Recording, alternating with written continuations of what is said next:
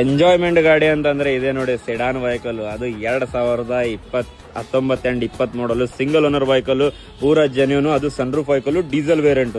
So ಇದು ಬಂದ್ಬಿಟ್ಟು ನಿಮಗೊಂದು 7,75,000 ರೂಪಾಯಿ ಏರಿಸ್ಕೊಡ್ತೀನಿ, ಬನ್ನಿ ಒಬ್ಳಿಗೆ.